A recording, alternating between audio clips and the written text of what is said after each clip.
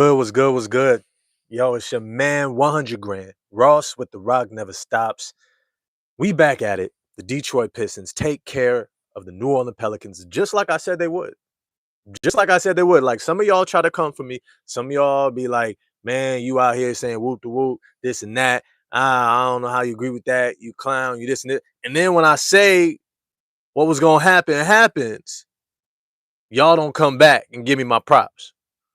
I'm just saying. I'm just saying, you leave me a comment, I respond, right? You call me out, all right, I'm here for all the smoke. But then when I'm right, y'all same mother don't come back. Oh, I had a dream. I had a dream. I had a dream that every single one of y'all that be trying to tell me I don't know what I'm talking about. When I prove it right, you come right back and give me them flowers in the same way you was trying to take them from me. I'm just saying. I'm saying that's just my dream. But anyways, we're gonna dive into this game. It was a great game. Everything I wanted to see. But before I dive in, as always, do me the favor. Smash that like button for me. Hit subscribe and the bell for notifications. And if you haven't already, consider becoming a member in 2026. Remember, hitting the like button is a small thing for you. Just a little tap, right? One time, but it's a big thing for the channel. Helps out with boosting the algorithm, make sure that people are aware that we're going live, and our chat is dope as fuck. Like real talk. Real talk. If you ever got into the conversations in the chat, you're gonna have a great time chopping it up with other Detroit Pistons fans, sometimes even fans from other teams who come in to give the Pistons props and be like, man, y'all did your thing, man. So come through, enjoy the chat. Shoot me some questions on the live, and I'm gonna do my best to get to it. If you really want me to stop and talk about it, send me that super chat or become a member, and I'm gonna get to you for sure. All right, let's dive into this. This game was absolutely everything that I said was gonna happen. Now I thought Cade was gonna be playing, he wasn't, but everything that we said was gonna happen happened. What happened? The Detroit Pistons focused on running offense, moving the ball around, passing 3, 4 times from side to side action. Right? I talked about that last video, right? In the preview. Y'all got to watch the preview so you can understand even what I'm looking for, so you can understand what's taking place around it. Because there are specific things that these Pistons are continuing to grow in. And when we're aware of it, we can kind of see what JB Bickerstaff's rhyme and reason is for doing certain things, certain lineups, right? Like, I don't know if y'all noticed, I was thinking about this morning. Why wasn't Jaden Ivey playing alongside of Dennis Jenkins? And I said to myself, oh, that would have been a great combination to see because I think Jaden Ivey is more of a natural off guard. But then what dawned on me, somebody left a comment and they was like, yeah, the role that you're talking about in terms of when I did the video that everybody got on me about that we need a real point guard. He said, I think they thought that Ivy was going to be that for Cade. And I was like, you know what? I I think they actually still do think that he can be that for Cade. But then I started thinking to myself, yo, what if that's why he didn't play next to Dennis Jenkins? What if JB Bickerstaff wanted to allow Jaden Ivey to run the show for the second unit and be that full-time point guard? Get more reps and setting guys up, facilitating, playmaking, etc. Now, did he do a great job of that? We're going to talk about that. We're going to look into that. But for now, that's kind of the rhyme and reason. That's what was taking place, I believe, and why we saw things set up the way that it was. Now, as I was saying, Pistons did exactly what I was saying that they were going to do, what I was hoping that they would do. They came out and they attacked this game as a team. They didn't lose sight of their foundation of things, though I will have to say, for some reason, Ron Holland looked like he was sulking at the beginning of the game. I don't know, his disposition, his body language. I don't know, maybe he was upset. Jaden Ivey didn't swing him the ball. Ivy hit 2 early threes, right? So ended up shooting 2 of 5 from the 3-point line, 1 of 2 from the free throw line. Yeah, 2 of 5 from the 3-point line, 1 of 2 from the free throw line. I hope I said that right. Ended up with 3 fouls, 3 turnovers. He struggled. Let me be clear. Jaden Ivey struggled. He's looking more and more confident. He's looking more and more settled into his game in terms of utilizing his quickness, um, his shifty handle to get into gaps and open spots. But you can see a very clear distrust in his body. He doesn't trust himself to explode. He doesn't trust himself to push through narrow gaps like he used to do. He doesn't trust himself to get all the way to the rim. He doesn't really trust himself to really be extremely physical. For the most part, I think he's just looking to get into a good looking shot that he can knock down. And he's settling. He settled for a lot of second half threes. And I mean deep threes. Threes and I was just even like, damn, bro, you shooting it from out there. I know you got range, but you couldn't get a little closer. You couldn't get a little closer. And that to me is indicative of somebody who is still not there yet. It's still not there yet.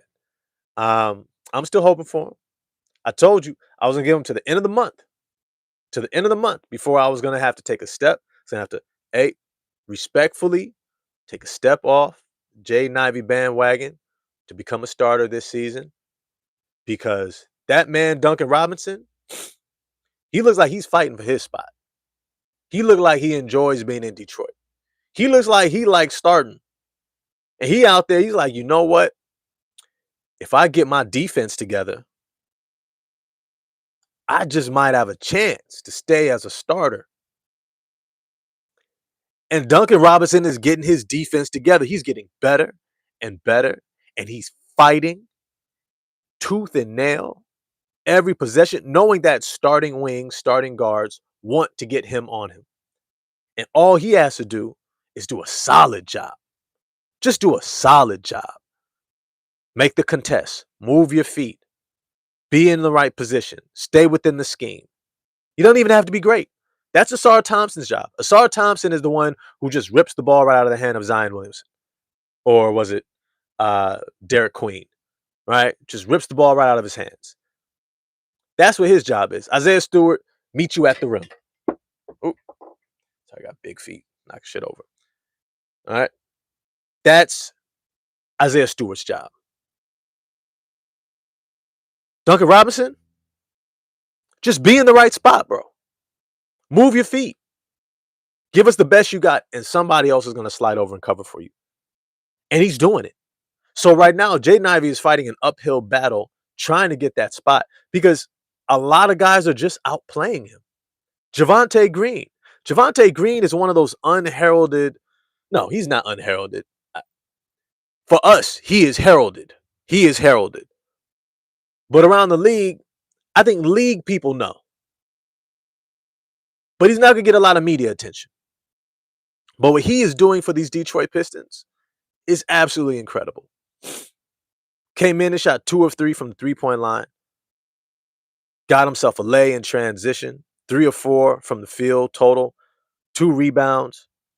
3 steals and a block. Yo, Javonte Green continues to be that dude off the bench. The guy that just about every team wishes they had off the bench. He knocks down threes.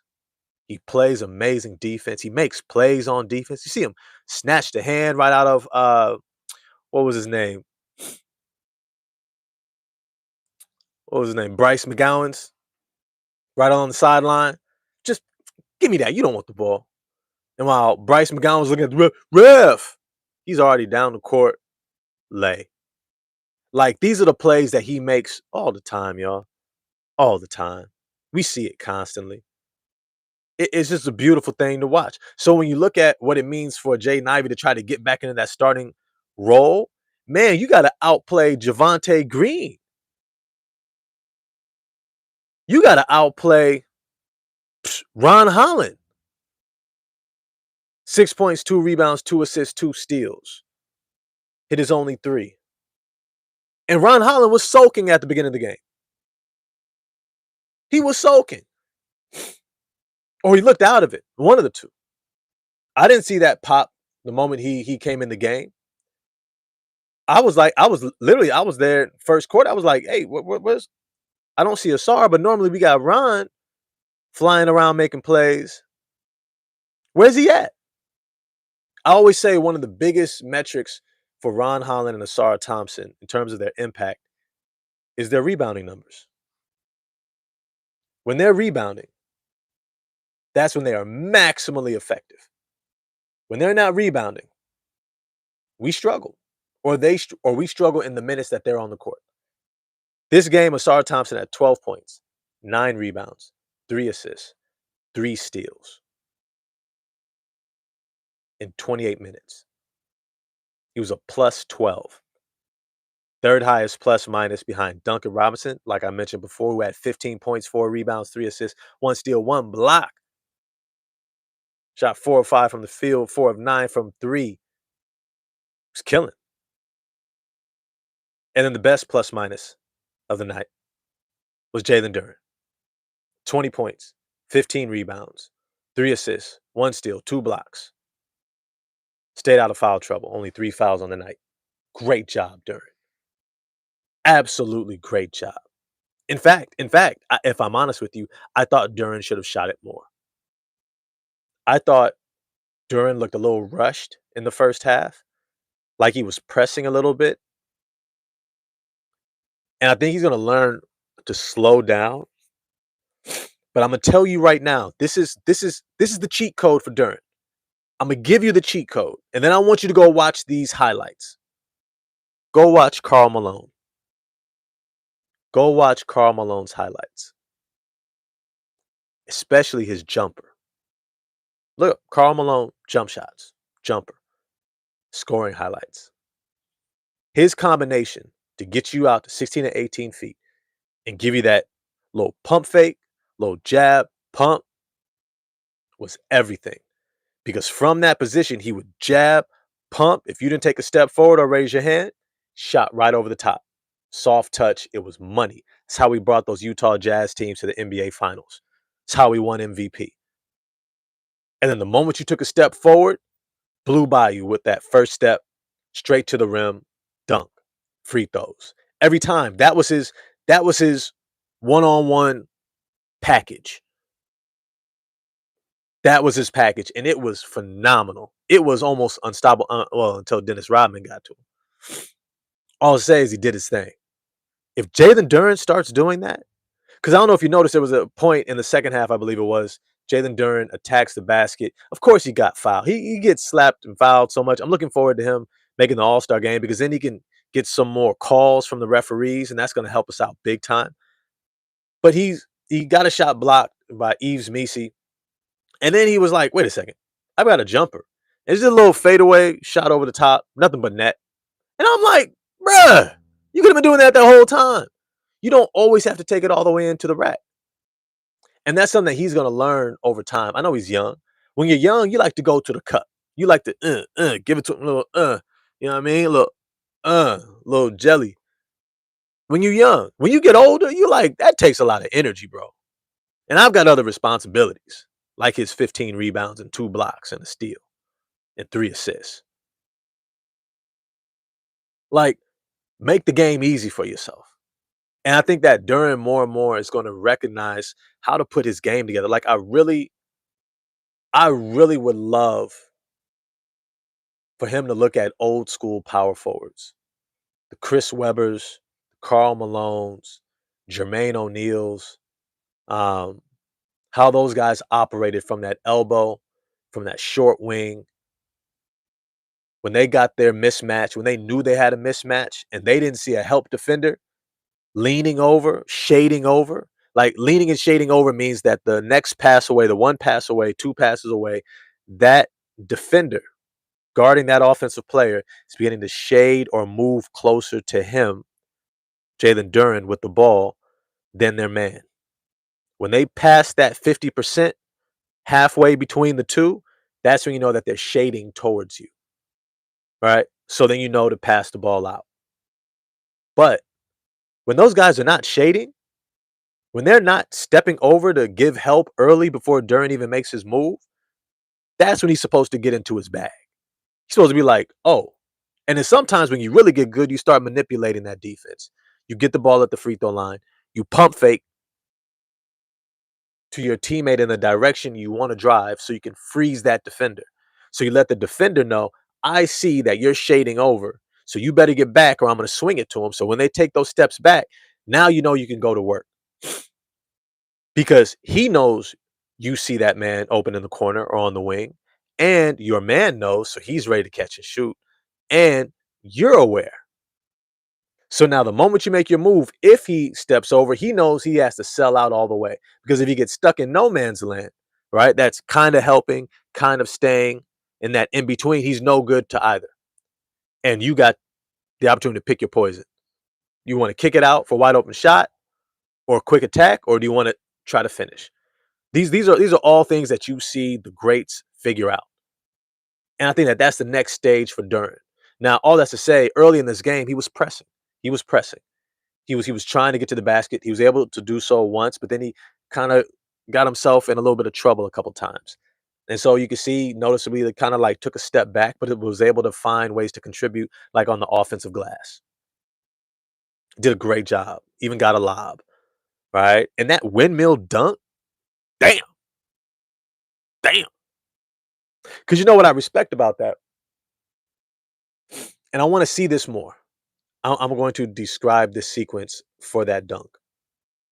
Asar Thompson initiates the offense, swings the ball, notices he has a smaller defender, Jeremiah Fears, on him. He runs into the paint, 8 feet to 10 feet out from the basket.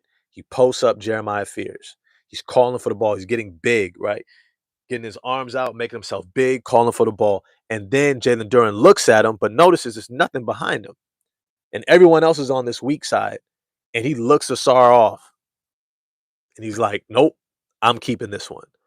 And Asar, he's a little disgruntled, as he should be. He's like, man. And he jumps out the key like he's supposed to. And then Duren, our all-star center, says, watch out. Let me show you how I do this. Let me show you how I work. Quick little in and out, cross, gets to the rim. Eh, windmill. That's another highlight in this package. That's going to be in his forever highlight. That's going to be one day his kids are going to look up his highlights, and that's going to be in the Jalen Duren career highlight reel. It was an incredible play. Now, I definitely have to give out a shout out to Asar Thompson. An incredible game. An incredible game. He did everything we could have wanted him to do. And also want to give a shout out to Dennis Jenkins. Put into the starting lineup. Remember, he wasn't even playing in the last game. Wasn't even seeing the court. Was getting the fringe minutes. And then he starts. Do you know how hard it is to do that? I don't know if people realize how hard it is to never quite have a chance to really gain a rhythm with the guys you're going to consistently be playing with. He played with guys from Marcus Sasser to Ron Holland, Isaiah Stewart, Duncan Robinson, Jalen Duren, Tobias Harris, Javonte Green. He's having to learn guys on the fly. Paul Reed, who didn't get a chance to get in the game. Shout out to B-Ball Paul, who always stays ready. He came in and did a fantastic job. Fantastic job. You started for the number one seeded Eastern Conference team and led them to a victory. And when I say led them to a victory, all of his stats were needed. His 17 points, got to the free throw line, shot 5 of 7 from the free throw line, 5 of 12 from the field, 2 of 6 from 3. He took the shots that were there for him to take. He took the shots that he had to take. The end of shot clocks, when guys, did what they call throw you a bomb, right? They throw you a hot potato, where it's like, oh, shoot, 5, 4, 3, 2, pass you the ball. You're like, oh, shit, all I got to do is just shoot. I got to shoot this ball. It's probably not going to go in. He's going to kill my field goal percentage. But he took the shots. He took the shot. He missed, but he was supposed to take the shot. Had the awareness. Showed he wasn't afraid to take the shots he needed to take. And he made the shots he needed to make. He made the shots he needed to make. Getting to the rim, showing that he can consistently finish at the rim because sometimes he struggles. I keep saying he's like almost the opposite of Marcus Sasser. Marcus Sasser is known for getting in his bag, right? And shout out to Marcus Sasser. I'm going to get to him. Shot 3 of 11 on the field, uh, from the field, but we needed him to shoot that much. We needed him to shoot that much. We needed an offensive hub, a fulcrum, a guy who was going to be ultra aggressive to draw the attention of the defense and make the game easier for guys who cannot be in that role. Ron Holland cannot be in that role. Javonte Green cannot be in that role to create offense consistently. Isaiah Stewart cannot be in that role. Jaden Ivey is not ready for that role. Last season, yeah. Right now, hell no. But it's to say, Dennis Jenkins, he played extremely well from the beginning. Got us into our offense early, often, consistently. Dealt with the ball pressure, right? Dealt with having to go up against what's his name? Jeremiah Fears. A youngin'. You know what I mean? He's a youngin'. Coming to the league, he's not scared. Jeremiah Fears ended up with 12 points, 5 rebounds, 2 steals. Dennis Jenkins thoroughly outplayed him. Even though Jeremiah Fears is about 6'5". And he's over 200 pounds. Like he's a solid guard coming into the league at 19 years old. He's really young, but he's doing his thing. He's got the type of size, almost got like that Jamal Murray size. 6'5" lead guard who's a scorer, but does really good playmaking, learning how to facilitate out of that position. Right? I mean, who knows? They could become the new Jokic and Murray. I wouldn't be shocked. They're in year 1. Shout out to the Pels, Troy Weaver, Joe Dumars. All is to say is Dennis Jenkins took on his matchups, thoroughly shut down Jordan Poole, who wasn't doing himself any favors by taking terrible shots. I mean, that boy still hasn't learned. I don't know. Jordan Poole must think that he's going to be around the league for, forever. Or maybe he's just tired of the NBA because the way he's playing, who the hell would want him? I mean, I guess he's playing like a guy who knows he has another guaranteed year, right? He's got another year, $34 million, right? Stevens Machine Room. Yep, typical Jordan Poole. Typical Jordan Poole. Ghost Keeper, what up, though, man? It's good to see you in the chat. Leading Alliance, it's good to see you. It's good to see you. Said this before, but he has to claim his spot. Do you think they got him on a short leash, though? Yes.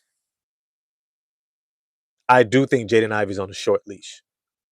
I don't think that the Detroit Pistons, JB Bickerstaff, is looking at Jaden Ivey like, look, we're just going to let you do what you do. We're going to give you the minutes and you just play your game and, we're going to let you work through it.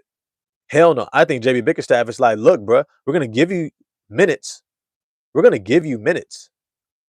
But if you ain't hooping, bro, if you ain't hooping, we going to find somebody who's hooping, bro. Because even Marcus Sasser could get to the cup. He was picked at the back end of the first round. You was picked top 5. And you can't get to the cup. Look, I said this before. This is a business, bro. And the NBA, as a head coach, they're in the business of winning. Unless they're in a rebuild, like the Pelicans. Pistons are in the business of winning right now. They're not going to sacrifice winning for your figuring it out. That's why I kept saying, don't come back until you're ready to start. Not to play, not you get the clear from the doctors, until you are ready to start. To start. If you're not ready to start, don't come back. That's what I was trying to tell you, bro. I was trying to tell you. You didn't get the memo. Now you are where you are. Let me get to the rest of this team. Ron Holland, I said it before, he was kind of sulking at the beginning of the game. Your body language, um, it was poor. It looked like you was upset about something, you didn't like something that happened, and you weren't locked in. Kudos to you for figuring it out. You got locked in. And as you got locked in, the team turned it on. That's how important you are to the team. When you're locked in defensively, getting out in transition, when you are locked in, hitting the offensive glass, cutting off the ball, getting downhill, when you are locked in, this team is so much better. And that's why I really love this team, watching this team, because it really is a collection of parts. No one part is the same. No one part is supposed to do all the things the other one is doing. They are just a collection of parts that does tremendously well together. Now, we were missing one of our key cogs, and that was Cade Cunningham. And we missed him today because there were a lot of moments where I was like, oh, this is a Cade moment. This is a moment where Cade goes, okay, we're struggling a little bit offensively. I got it, guys. I'm going to go ahead and take these shots. But kudos to the Pistons. Other guys stepped up and made shots. This team fought. The New Orleans Pelicans fought. As I said they would. I was very explicit about it. I said, this is a young team. It's a team that's forming an identity around winning. They are rebuilding around the youth. They're trying to create an identity. They are going to fight you. Sadiq Bey fought us. Zion even fought us for a while before he left the first half. I guess they said he had a cold. I couldn't tell, but said he had some sniffles. Derek Queen fought. Trey Murphy fought. Jeremiah Fears fought. Carlo Makovich fought. Jordan Poole did not fight at all. God, don't they wish they had a Dennis Jenkins instead of Jordan Poole, especially for that $34 million. Eves Messi fought. Yo, that boy was playing, yo. Eves Messi was playing. I don't know if y'all caught that. But Eves Messi was playing. Micah Peavy, I like him, bro. I like him a lot. Micah Peavy, bro, he was hooping. Micah Peavy was hooping. He was hooping. That's crazy. Sadiq Bey only getting paid $6 million a year? Damn, that's crazy. Sadiq Bey is only getting paid $6 million a year. And he's got one more year at $6 million on his contract. Yo, don't be shocked if somebody trades for him. Do not be shocked if somebody trades for him. All right. Let me just get to this. The Detroit Pistons. Who do we have next? Let me see if I can look it up here. Detroit Pistons. Y'all let me know in the chat so I don't have to do all this. Schedule. Who we got next? Who we got next? Let's see what's coming. Oh, we got the Rockets. Oh, we got the Rockets tomorrow. Ooh. Ooh. Ooh. Oh boy. Oh boy. Oh boy. Oh boy. We got the Rockets tomorrow. Houston, baby. Thank you, D-Boy. One of my members. Appreciate you, bro. Appreciate you. We got the Houston Rockets. Hi, damn. Yo, that's going to be a good game. That's going to be a good game, bro. That's going to be a good game. You know, Houston's going to want their lick back from earlier in the season. And they've been struggling as of late. Cade should be ready to go. It's going to be a game. Because we all know Cade loves the big games. He loves games that you got all the reason in the world to hoop and do your thing. Oh, it's going to be a good game. D-Boy says that why Cade rested. You know, I wouldn't be shocked. I don't know if that was a statement or a question, but I will say I wouldn't be shocked. And I ain't mad at it. I'm not mad at it at all. Because we should be able to take care of a team like New Orleans without Cade. We should. Now, Sacramento, I think we're going to need Cade. Because Sacramento's figuring themselves out. They're figuring themselves out. They had a rough early schedule, and they're figuring themselves out for the second half of this season. Don't be shocked if they're if they aren't in the running for the play-in, especially with Domantas Sabonis potentially coming back sooner than later. And then we got the Denver Nuggets, Phoenix Suns, Golden State Warriors to close out the year. Damn. Yo, we got the next 5 games. It's going to be crazy. And then we got a back-to-back at the end of the month with Phoenix and Golden State. Phoenix going to want they lick back too. And the Nuggets are going to be a test. Yo, this is about to be a hell of a stretch. It's about to be a hell of a stretch. I hope these boys is locked in. I appreciate seeing videos like Jalen Duren talking about what it means to be a leader, a professional in this league, because that's what it's going to take. We got 5 games, all against playoff level teams. And the Warriors, I mean, they don't have Jimmy Butler, but they got that boy Steph. They got that boy Steph. Junior, get up. Yo, what's good? What's good? What's good? Look, let me just say this. The Detroit Pistons um, continue to roll 32-10. Uh, they are past the halfway mark. I don't think anybody saw 32 wins, only 10 losses at the halfway mark. This has been an incredible year. And I keep saying this. The Detroit Pistons have to maximize this window. They have to. Uh, Getting to the NBA Finals is never a guarantee. Being able to be a number 1 seed, never a guarantee. The opportunity to push and get into even contention for the finals, it's never a guarantee. If you're knocking on that door, if you suddenly find yourself in this position, you have to go for it. And that's why I've been talking about the Detroit Pistons going after Jonathan Kuminga. That is precisely why. Because you don't know if it's going to come again. You don't know what the future holds. You're here. You are here. And if you can get a Kuminga and just figure the rest out. Look, I love Tobias Harris. He's not Jonathan Kuminga. He's not. Kuminga can do everything that Tobias Harris can do, and so much more offensively. Kuminga's first game, he was out like 18 games, came back, first game off the bench, rusty, at 20 points in 21 minutes. That's a rusty player.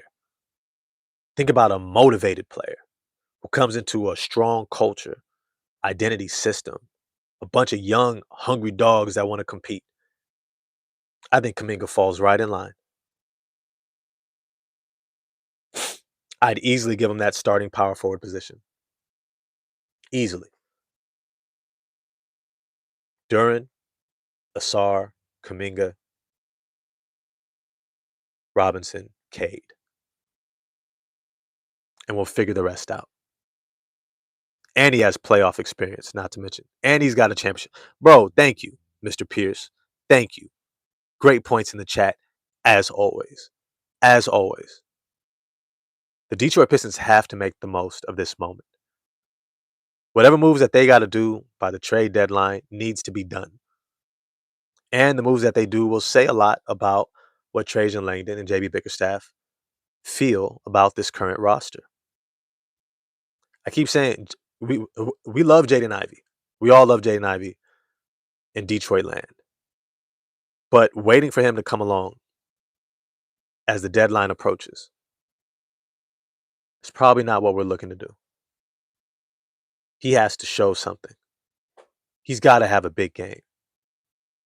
He's got to get 20 points once or twice in this stretch. He's got to force the coach's hand to let him close because he's playing so well. Jaden Ivey has to show us something. Because by February 1st, if he has it, as for me, I will be politely stepping off the bandwagon. I'll say, hey, I'm still a fan. Hope you do well. Hope you do well with us. I think you will, no matter what. I think he gets re-signed with the Pistons no matter what. But reserving that starting position for him anymore, I am open to looking elsewhere. And I keep telling y'all about Quentin Grimes, who's playoff ready, championship ready. He could be our Alex Caruso addition. I'm just saying. Yo, I got to get off. I got some things to do today. But let me just say this. I always like to leave y'all with something. But before actually I leave y'all with that, make sure you like, subscribe, hit the bell for notifications. Remember, it's a little thing for you, but a big thing for the channel when you hit that like button. Hit subscribe. Definitely consider becoming a member in 2026. It makes a huge difference. It really does. It makes a huge difference. Um, yeah, so I look forward to doing more videos. We got Houston next tomorrow. I'll do a preview as I usually do. Um, Definitely comment after I post the video. But I'd like to leave y'all with a word of the day. Uh, oh shoot, I was thinking of something earlier. Hmm. Oh man, I can't even think of it. Dang, it slipped my mind. Well, you know what? Let me leave y'all with this. Martin Luther King uh, was a phenomenal human being. Not perfect, but phenomenal. Not perfect, but great in his own right. Not perfect, transformative, changed the world, but not perfect. And I say that to say that we have to remember that about ourselves and our potential to change our neighborhoods, change our communities, change our society, change our families. No one has ever had to be perfect to be great. And Martin Luther King modeled that for us. If you study Martin Luther King, you understand he didn't necessarily want to become a civil rights leader. He was forced into that. But when he stepped into it, he gave what he had to give and was able to change the world. You don't have to be your idea of great. You just have to be yourself. And you have to be committed. So hopefully you can go forward with that. Whatever you see around you, I don't care if it's the unhoused, I don't care if it's immigrant rights, I don't care if it's justice for whomever, fight for it. Believe in it. Do what you can do based upon what you have inside of you and believe that it can be great, that it can be transformative, that it can make a difference. Because if anything, Dr. King shows us that it can and it will. Now, I will say this at the end. Just keep in mind that the work that you do today and in the future to change your community, your family, your society, your neighborhood, sometimes you have to think of it like a garden. You are cultivating the soil that our seeds are going to grow in, that other people's efforts are going to grow in, that our future generations are going to grow in.